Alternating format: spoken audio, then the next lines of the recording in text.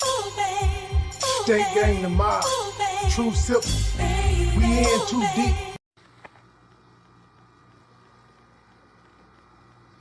Hello guys, hello. Y'all come on in. I'm in my room. Just chilling. My sinus has been cutting up. Excuse me. Excuse me, hold on. My nose, as soon as I went live, it went to itching. Y'all saw it in my caption. I'm gonna go ahead and start my commentary. And by the way, my name is Shirka Grabowski, and welcome to my channel. I'm a content creator on YouTube and here on Facebook as well. And I'm gonna start doing Facebook Lives a lot more often, just like I do on YouTube. But I hate funerals, and they are so traumatizing. I despise funerals. I literally don't understand why they are necessary, because they are terrible. They are terrible from the rooter to the tutor. Just everything about it. I despise funerals. So I guess you might think, and you might be thinking, well, why do you despise funerals? Well, I despise funerals because of what I've learned from other people about death. That's why I despise funerals. It's the representation. You know what I mean? It's everything. It's the scary thoughts of being permanently separated from your loved one. It's the thought of your loved one,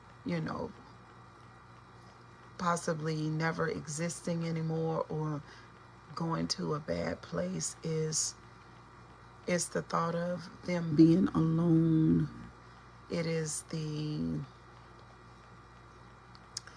idea that, whatever the funeral people do to the body, like, I hate funerals. It's from, the churches or the funeral parlors, the creepiness, the scary music, the organ, the preacher with the methodical voice, the Bible scriptures, just the whole thing is just a hot mess. All of it is horrible. I went to a funeral one time where there was no body. There were beautiful photos of the deceased when they were alive and happy. There was a violinist, and the atmosphere was beautiful. Just one time in my entire life, and I'm 53.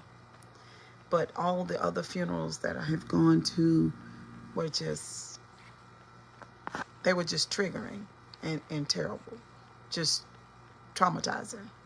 I feel like funerals are traumatizing to children and adults. And even though people try to bring dignity to it, it's just horrible. It's just horrible. They are very traumatizing. I think we get used to going to them. But I think that once the deceased is no longer alive anymore, and they go down to the morgue, I feel like at that point that body should be just automatically buried or cremated.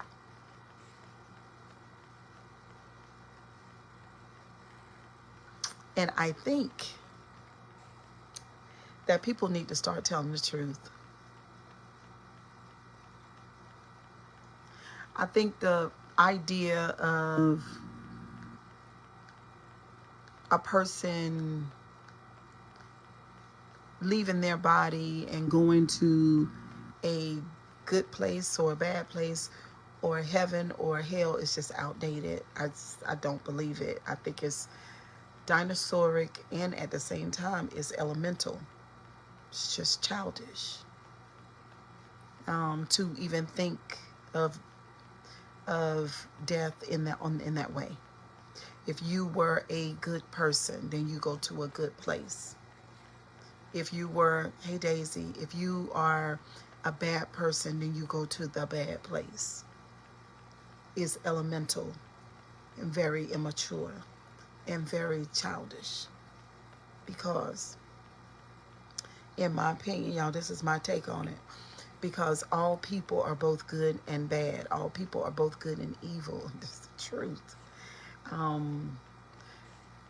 It's just true. So I just feel like funerals are traumatizing because of the traditions and the way that we've done it all these years. And it don't have to be done that way. People are coming up with new ways of funeralizing a person. What do you do with your body and all that kind of stuff. So I've instructed my children, you better not.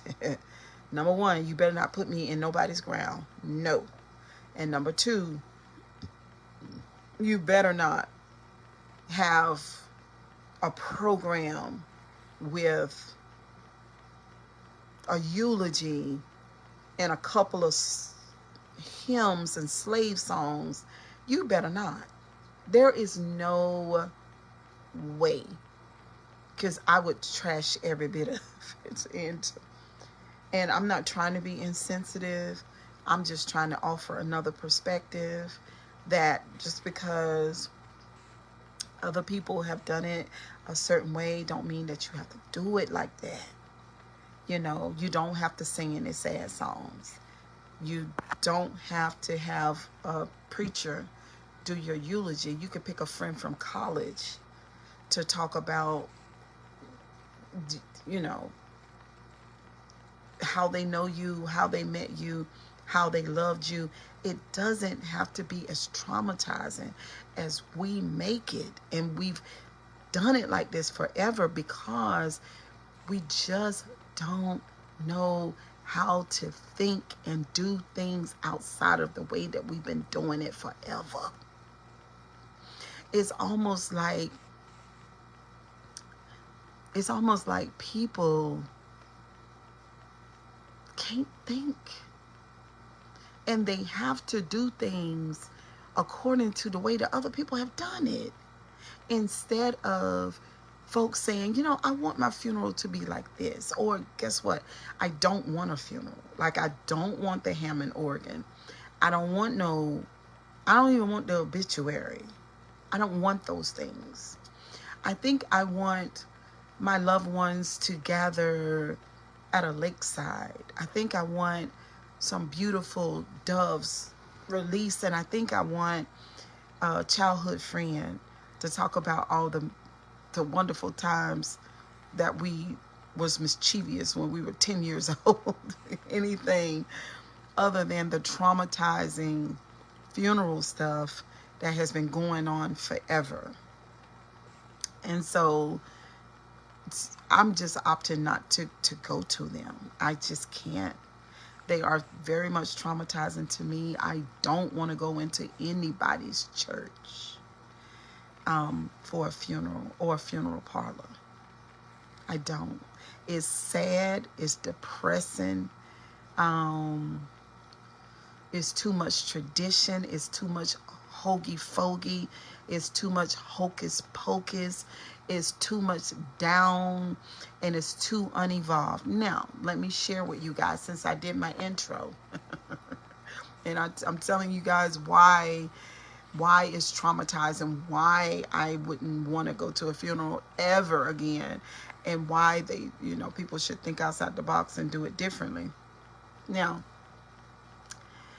first of all, let me tell you, just in case you're one of those people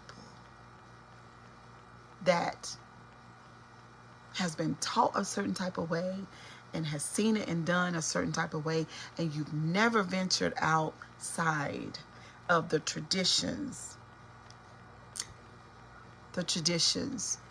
of the funeral, the preacher, the obituary, the Hammond organ, the choir singing. Just in case you've always done it like that, listen. First of all, that person is not dead. It's ridiculous. First of all, that body is dead. You are consciousness. You are energy. You are a life force that cannot die. As long as life lasts, so will you. Energy never dies. It only transmutes. It only goes somewhere else. Period. You are not your body. You live in it. You're not your brain. You have one. Your consciousness. You're observing your body, your brain. You're living in this life. You are living, loving, learning others. You're experiencing ice cream, love, wonderful cars, soft sheets. You graduated from school, college. You've had children. You went to the Air Force. You're living, you're learning, you're experiencing life. Your consciousness. Now, we're on a life lease. Let me say it again. You're me, you. We're on a life lease. Lease meaning the body itself is not permanent. Okay, so the idea that the body is not permanent, is that okay? Yes. Why? Because there's nothing around that you can see with your natural eye that's permanent. Everything is changing. Even, just say a big old rock that's sitting by the seashore. And over time, over millions of years, that water crashes against that rock, is changing the shape of that rock. Even though it looks like that rock is going to last forever, the shape of the rock is going to change because of the water that beats up against the rock over time. So in time, everything changes. You are consciousness. You are not your body. You are not your brain.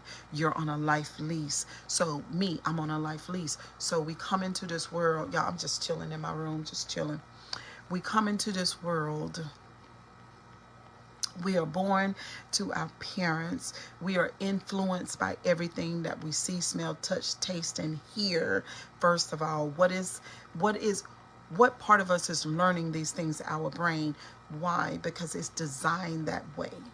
So the brain learns, and then we love, the people in our lives or not. We hate because sometimes we're not born into good situations and circumstances and with good people, sometimes not.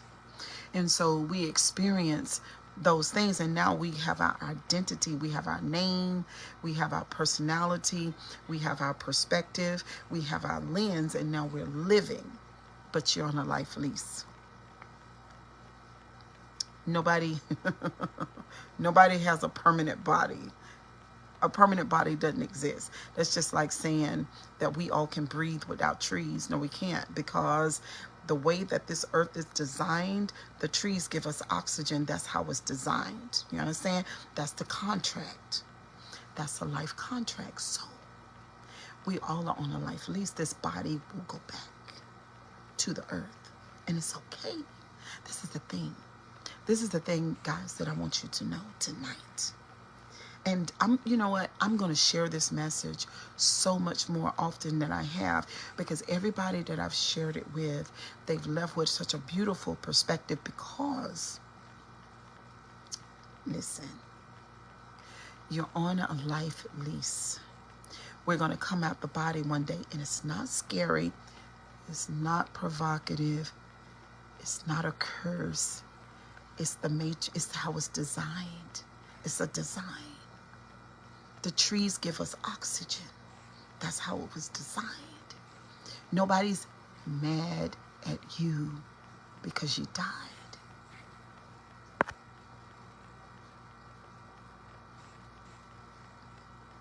Nobody's mad at you because you got to give the body back to the earth. All of us have to. To me, I don't care who you are. You're giving it back. I don't care.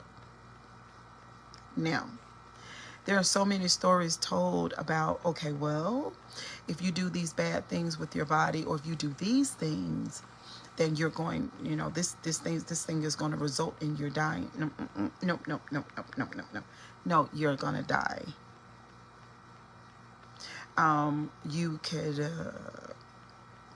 You could not eat red meat. You could not curse. You could not,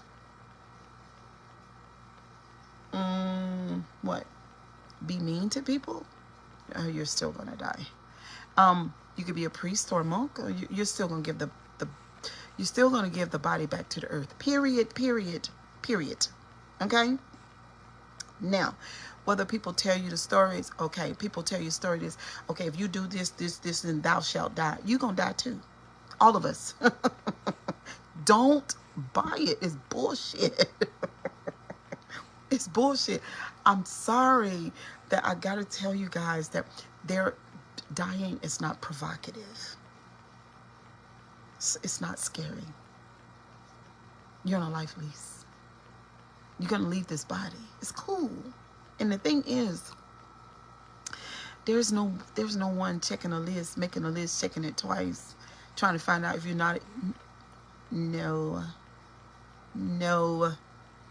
God, universe, source, whatever you want to say, is way more intelligent than these people and the stupid ass stories that they tell.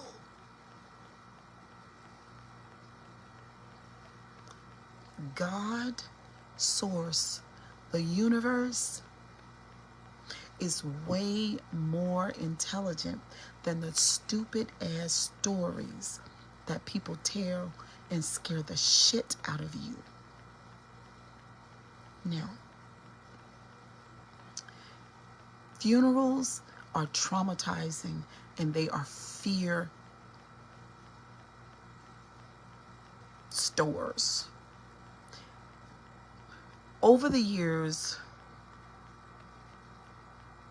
we are leasing these bodies, Sheldon.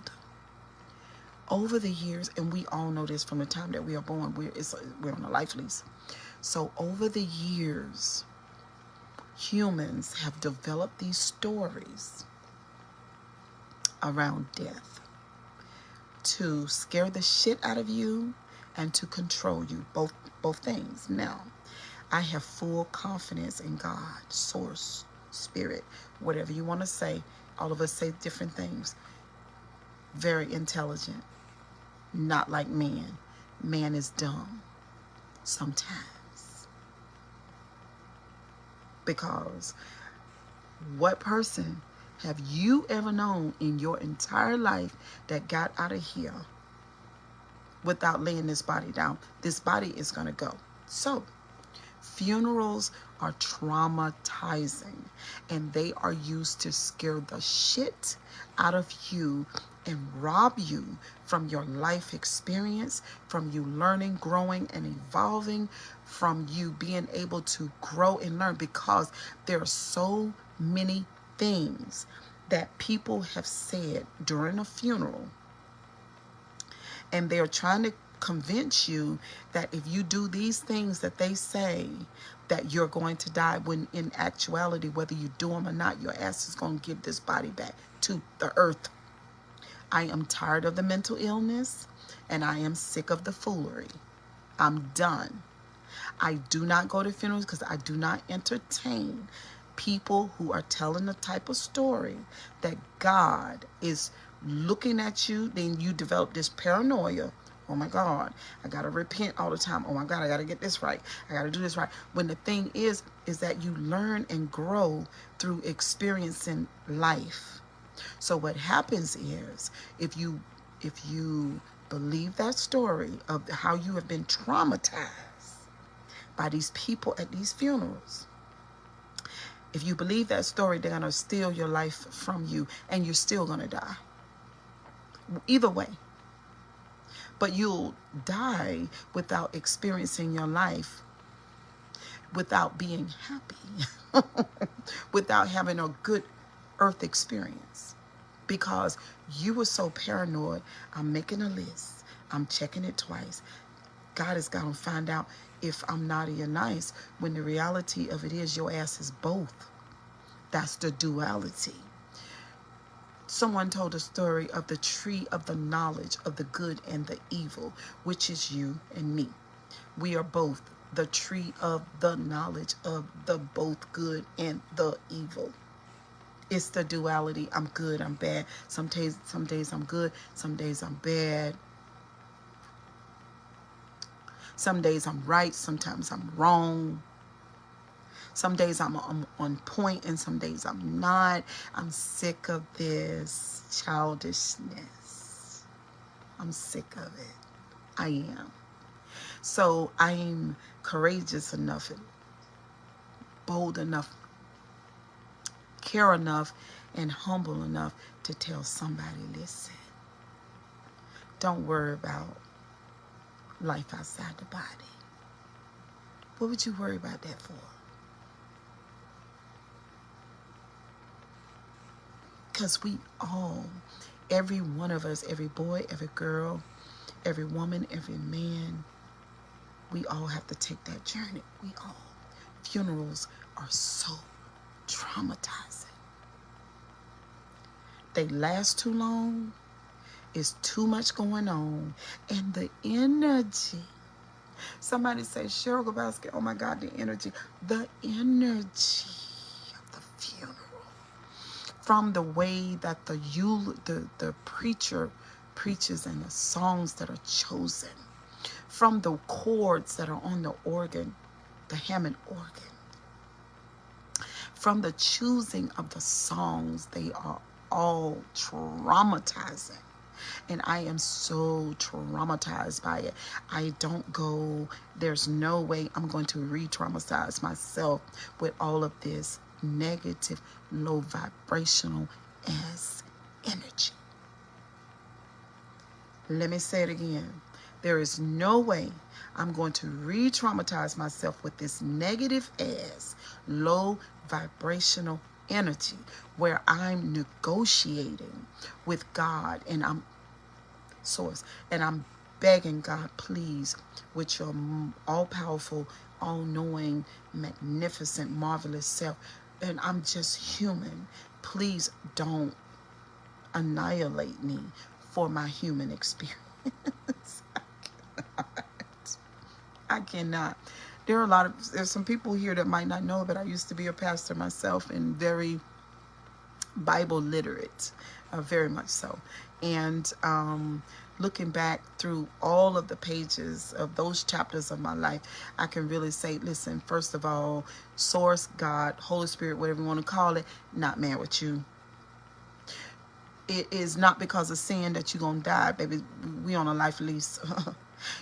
Everything on the earth that breathes, stop breathing. It's a life cycle. It's a cycle. It was ordained that way from day one. It was meant to be that. We were not meant to, these bodies are flesh. The animals, they are flesh and bones too. All insects, all birds, all fish. Every living being that breathes is on a life cycle, life lease. It's part of the matrix. It was made that way. Now, people put stories around it to make it provocative and scary. You know, like I said, funerals are traumatizing, and they use literature to solidify it and put it all together. And this negative, low vibrational energy that's at these churches or funeral homes, funerals, horrible. When the reality of it is that your loved one will never cease to be, will always exist. Maybe in another form, in another dimension. Can God die? No. Neither can you. No. My thing tonight with this live is not to convince anybody. I just want to share my perspective, you know what I mean? I've come so far in my life in love. Number one, my love is growing. And you might say, sure, love for what? What kind of love? Love for life, God, source. So my love is elevated. So, and my love is growing too for other people too at the same time.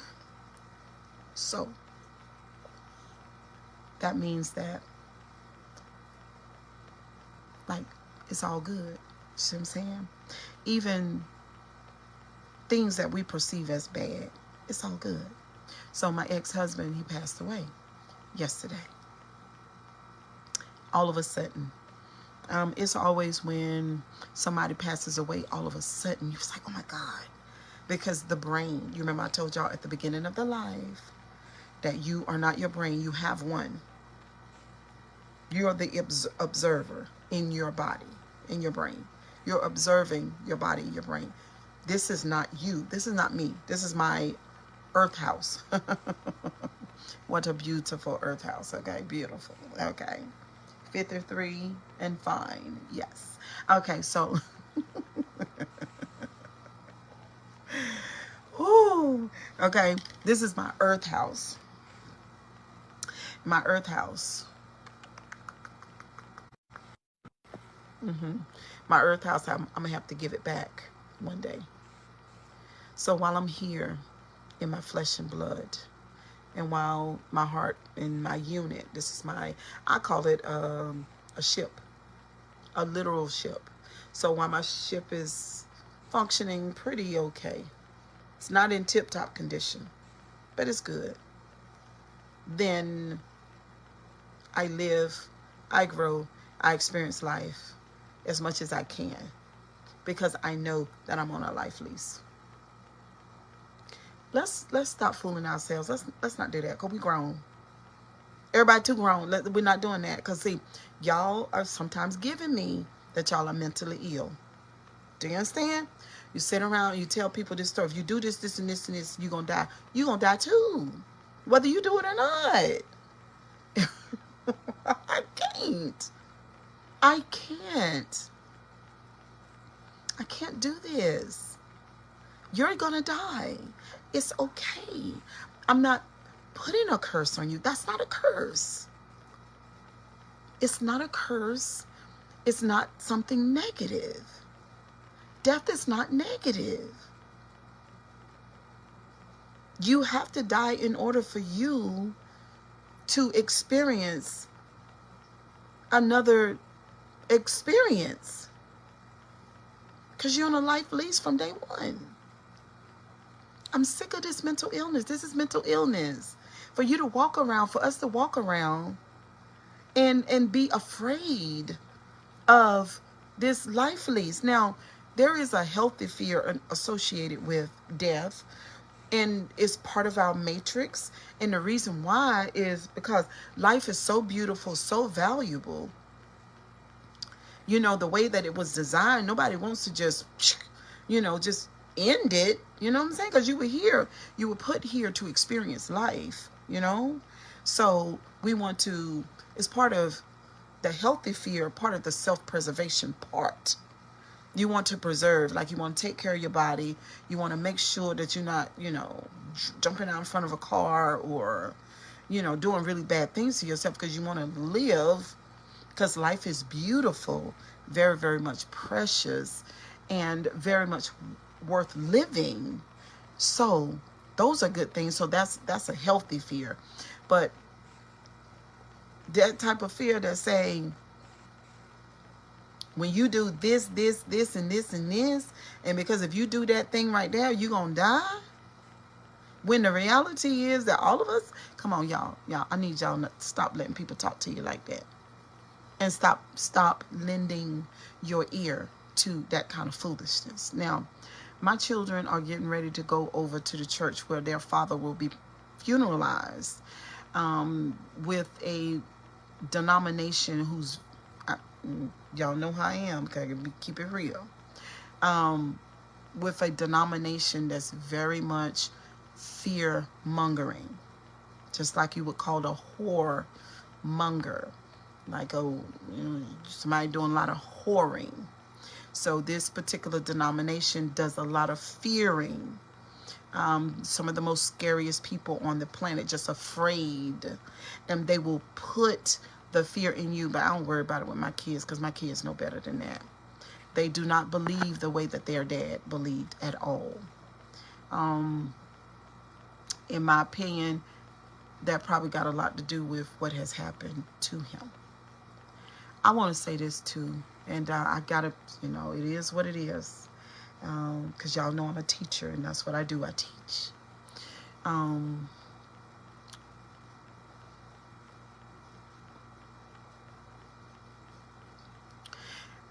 Statistically, they say that mental illness, people die early because of certain type of mental illness. Now, I'm talking about church.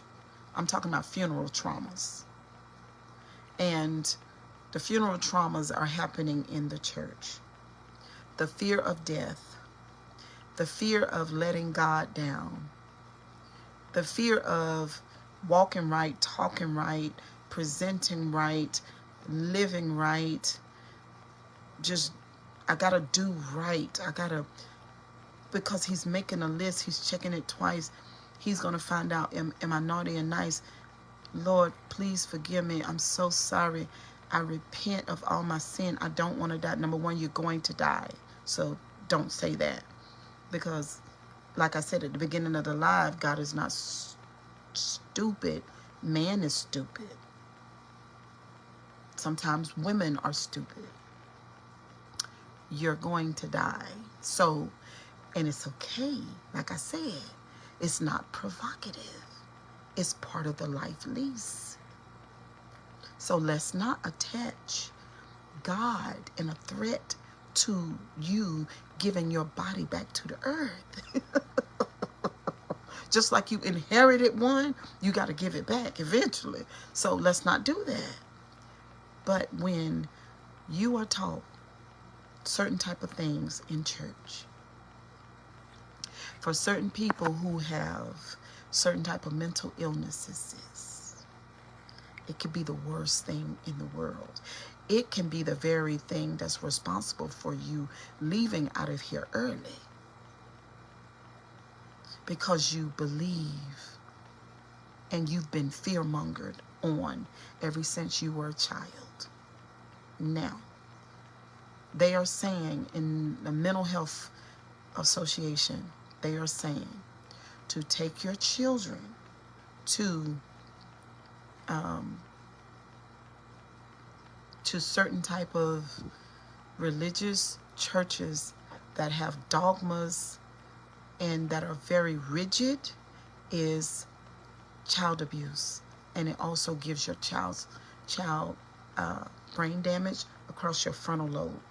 To indoctrinate your child and to have them scared of an angry God, number one.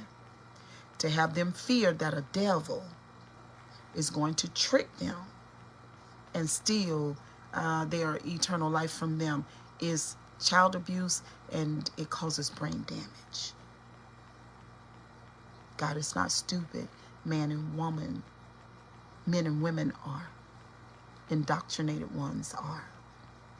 Fundamentalists are.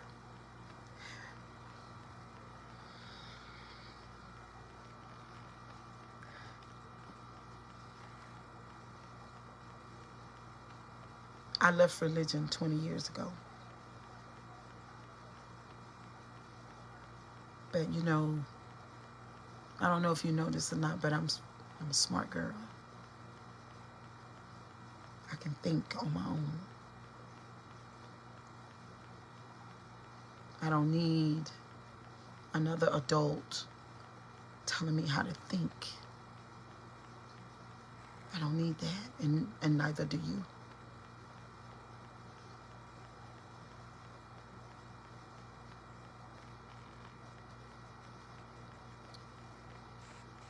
Funerals are traumatizing. It's abuse. It's abuse. The book of Revelation. Let's do this. Let's do this. My name is Cheryl Grabowski. Welcome to my live. I have a platform. I have a channel on YouTube. We have about close to 17,000 subscribers on YouTube. And I share my life. Yeah, I share my life. So let me see. I'm going to show you guys how this is mental illness and it's trauma. So let's look and see Revelation.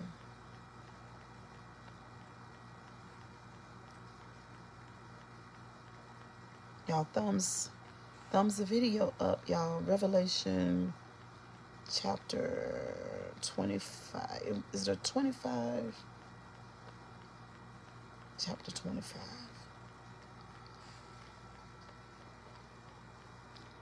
No, it's no chapter 25. Let's see. Revelation chapter 21. This is mental illness, y'all.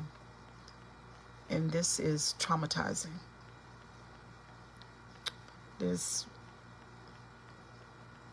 needs to be done away with. Period. This is not good.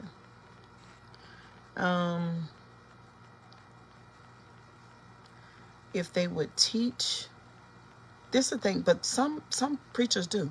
Not some preachers, but some teachers do. They teach that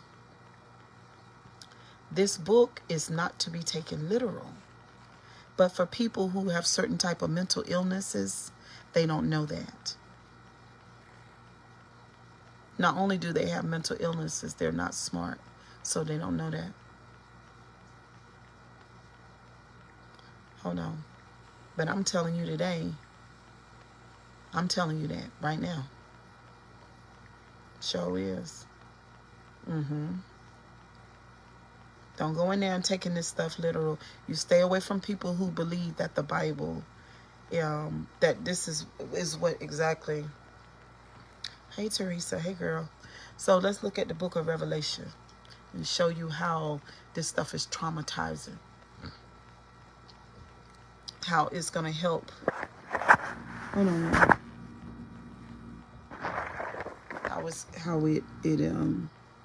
I had to put my glasses on. Oh, God. Oh, yeah. Okay, Revelation chapter 21, verse 1. Let's get into it. We're just going to deal with this.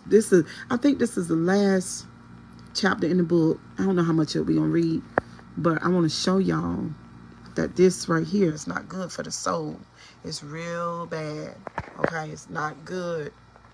It's not good. Hold on, y'all, 1 second. Fix my glasses.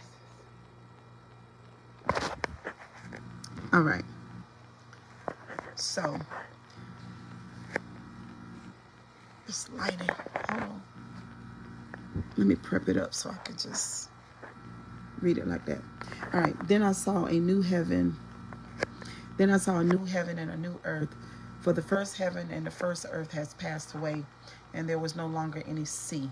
I saw a holy city, the New Jerusalem, coming down out of heaven from God, prepared as a bride, beautifully dressed for her husband. This is basically, this is like a metaphor. And I heard a loud voice from the throne saying, look, God's dwelling place is now among the people, and he will dwell with them. They will be his people, and God himself will be with them and be their God.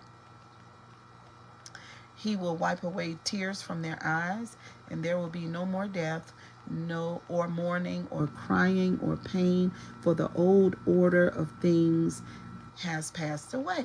So the writer is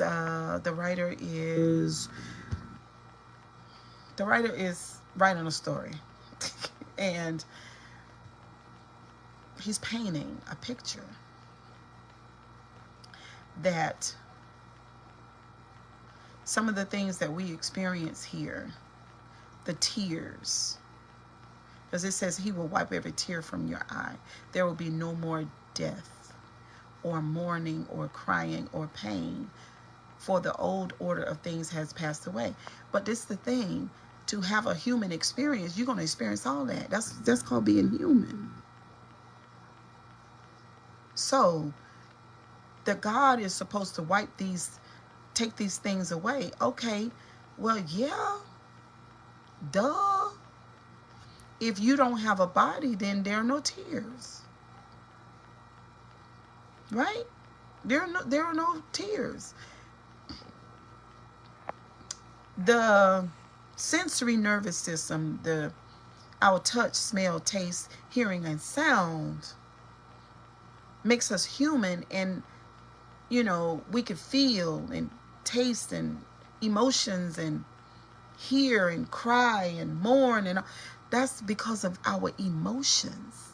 But the emotions is what make you human. So the writer is saying there will be a time and a place one day when all of this will cease to be. Well, the thing is, when this ceases to be, you will not be human anymore, right? But the whole point of being born in this world is to experience it all the different aspects of being a human. So, but check this out. So verse 5 says, he who was seated on the right throne said, I am making everything new. Then he said, write this down, for these words are trustworthy and true. He said to me, it is done. I am the Alpha and the Omega, the beginning and the end. To the thirsty, I will give him water without cost from the spring of the water of life. So these are all metaphors. To the thirsty, I will allow him to drink. But this is the thing. Now, even though this is a metaphor, but I'm going to use it literal. The body is composed of 70% water. We are more water than anything else. So we get thirsty because that's how the body is designed. And therefore we drink. But the writer is saying it in a different way. But when I'm saying people who are not intelligent, and especially for the person or the people who suffer with certain type of mental illnesses, they should not have this book.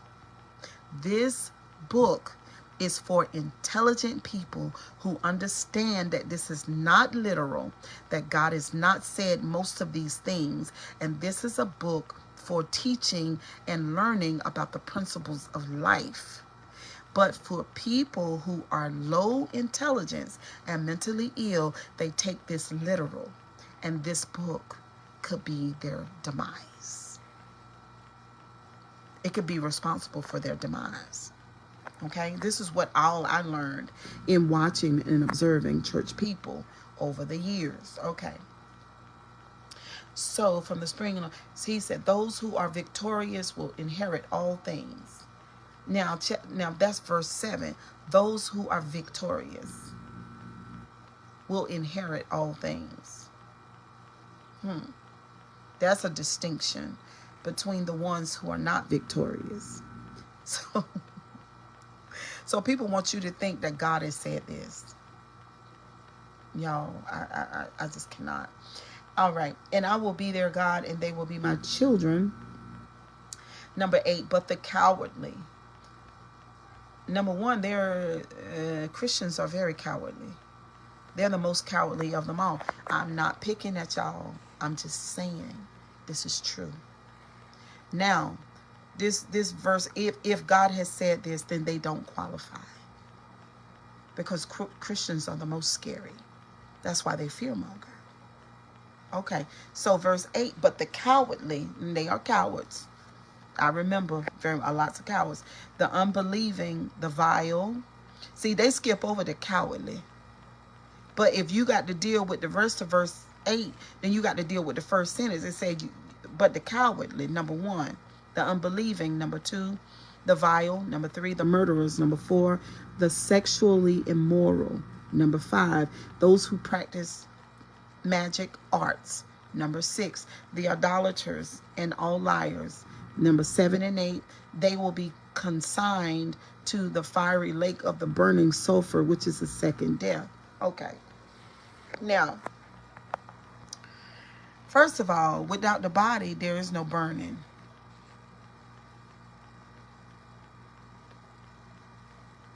See? All right, now going back to the people who don't qualify. Let's get into it. Now, 2 things that stand out for me. The liars, everybody I ever met done told her, listen, we lie. We lie. We lie. We lie when we need to. And sometimes we lie and we just lie because we're human. Okay? All right, so the liar and the sexual immoral. Oh my God, sexual immoral. Lord have mercy. That's a massive category. Sexual immoral. Okay, having sex with somebody else's husband. That's sexually immoral. Having sex with somebody else's wife. Having sex with children. Sexually immoral. But we do that as humans. But it said none of these people qualify. See what I'm saying? None of that. Now, this is the thing. And it's talking about the second death. Now, let's go on to verse 9. One of the 7 angels who had the 7 bowls full of 7 last plagues. Now, it's talking about angels with plagues. And the angels are plaguing the humans, which is a distinction, because both categories were made by God. Now, the angels are going to plague the humans now, because the angels got instructions from God to go on and get the humans, because they are being human. Okay, come and I will show you the bride, the wife of the Lamb. The wife of the Lamb, I think it's talking about the church. And he carried me away in the spirit to a mountain great and high, and showed me the holy city Jerusalem coming down out of heaven from God. It shone with the glory of God, and its brilliance was like that of a very precious jewel. Now, these words right here describing this place called New Jerusalem, or the heaven, and it's describing like a city and the jewels and all that stuff, and and all this stuff like that. So basically, it's talking about a beautiful place other than the earth. But there is nothing more beautiful than the earth. Why? Because God created it. Source created it. But now it's talking about another place, a perfect place.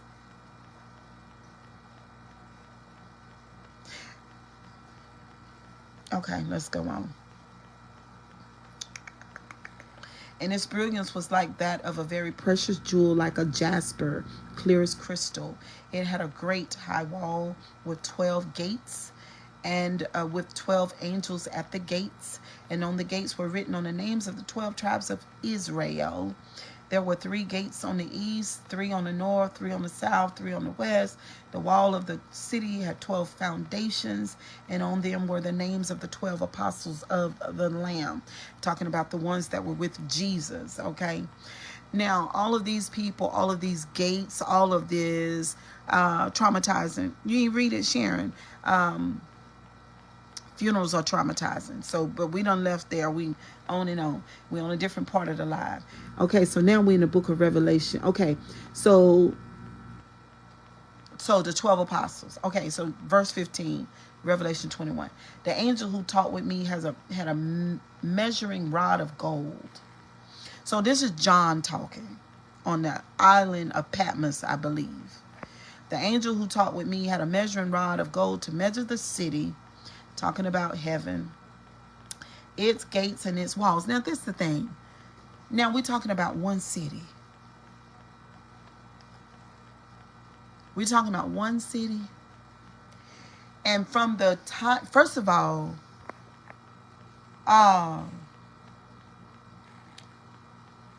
this is coming from the days of, supposed to be the days of Jesus and the apostles and all of that.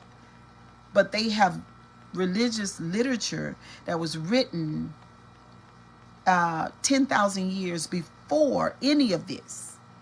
Okay? Now past this point, I don't know how many thousands of years we are now past this point, but just imagine, it's not the years that I want you to think about, it's the amount of people that have been born into the world. But this book of Revelation is talking about one city. So the writer has a small mentality. The writer does. Because this is the thing. How all these people that lived 10,000 years before this point, and then all these people that have born since then, and we're thousands of years past this point, all these people that have been born, then from there, out of those people is a percentage of people that will occupy one city. And now we're this many. This is what I'm saying. This is what I'm saying, y'all. Funerals are traumatizing. Some of this literature is being read.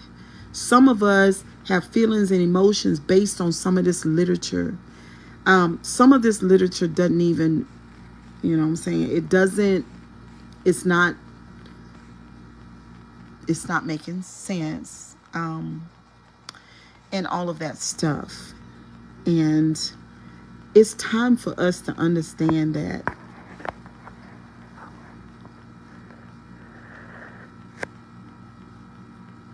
this life, in the way that we live it, and this life lease that we're on, because we're all on a life lease, we got to give the body back to the earth.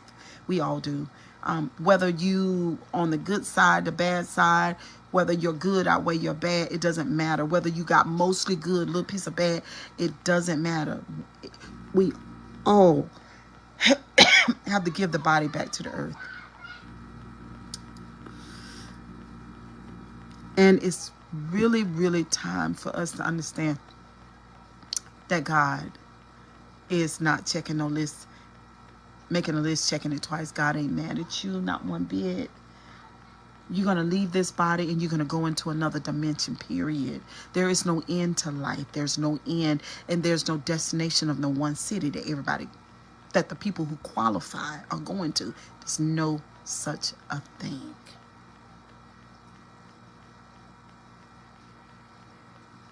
And can you facilitate these ideas? Because this is another level. You know, we always go into the funeral. They always going into the book of Revelation and, you know, talk about this destination city. No. The spirit that is us is eternal. There is no energy, don't die. And it's not going to no city to be that final place where you have this one. No, y'all. We are experiencing multiple lifetimes. Lacey is probably already in another body already. Which is a wonderful thing. Listen, nowadays, the way that I feel, experience, and see death is completely different, because I've gotten into my own soul. I've gone in there into my superconscious, me and God, outside of scriptures, outside of my children, outside of my mama, outside of everything I've ever been told, everything I've ever read, everything I've ever known, and just got into the deepest rhythms and regions of my soul, and it's fine. Death is not scary. It's not a provocative thing. It's all been taken care of. We are going from one level to the next and one dimension to the next. Point blank, period. There are so many life lessons that you cannot learn in one lifetime. There is no way. If you think about your own life, which I do all the time, and I think about, I observe others, and I was like, oh my God, they died in that state. You know what I'm saying? They really did not learn their lessons. They could have been too young, or they could have been old, or they could have had all kind of mental illnesses, and there was no way for them to learn because they had damaged brain. If the brain is damaged, like I said at the beginning of the live, we are in this body. You are not your body. You have a brain. You are not even your brain. The brain is a computer. It takes in stuff. It does assessments. It thinks about stuff. It reasons. It deals with logics. The body has emotions. You are an observer to this whole situation. You're an observer. I'm tired of going to funerals with this unevolved, low vibrational energy. I'm sick of it. My children know how to funeralize me. They know what to do. We're not doing that. We'll be not traumatizing anybody else over here with all of that low vibrational, like I said, and low, unevolved energy.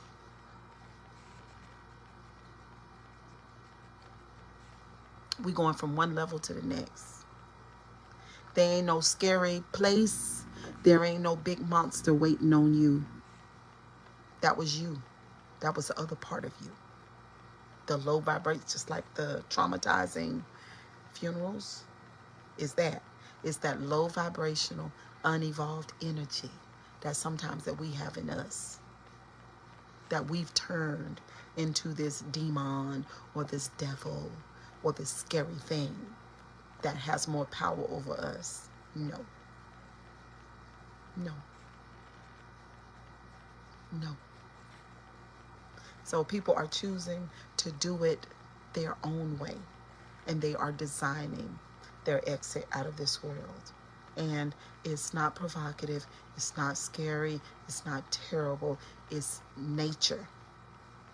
And it's what's supposed to happen in due season.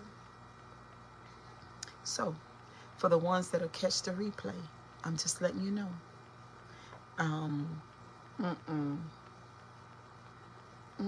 We're not doing that. We're not doing that anymore.